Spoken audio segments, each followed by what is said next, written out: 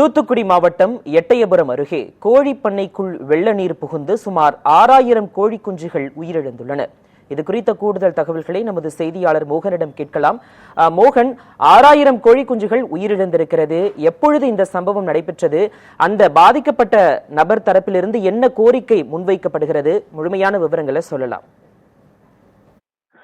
சூர்யா, தூத்துக்குடி மாவட்டம் எட்டயபுரம் அருகே உள்ள சோழாபுரம் பகுதியில் குருசாமி என்பவருக்கு சொந்தமான கோழிப்பண்ணையை நடத்தி வருகிறார். இவர் அங்கு கோழிப்பண்ணை மட்டுமல்லாமல் கோழி குஞ்சுகள் வளர்த்து வருகிறார்.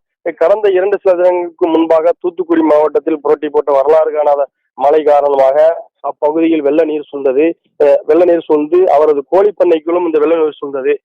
அந்த சூழ்ந்ததன் காரணமாக தற்போது இந்த வெள்ள நீர் வடிய தொடங்கி இருக்கிறது.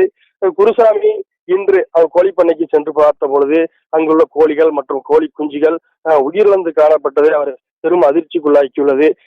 அங்கு இருந்த கோழிகள் மற்றும் அது மட்டுமல்லாமல் அவருடைய கோழிப்பண்ணையும் முற்றிலுமாக சேதமடைந்துள்ளது.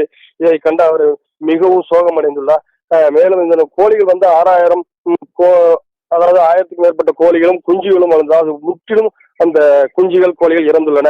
இதன் மதிப்பு பல லட்சம் ரூபாய் இருக்கும்.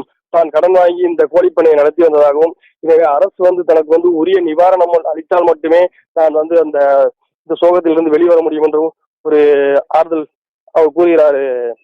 சூர்யா, பல லட்சம் ரூபாய் வரை தனக்கு இழப்பு ஏற்பட்டுள்ளதாகவும் அரசு உரிய நிவாரணம் வழங்க வேண்டும் என்றும் கோழிப்பண்ணை உரிமையாளர் கோரிக்கை விடுத்திருக்கிறார். இது தொடர்பான விவரங்களை வழங்கியதற்காக நன்றி மோகன்.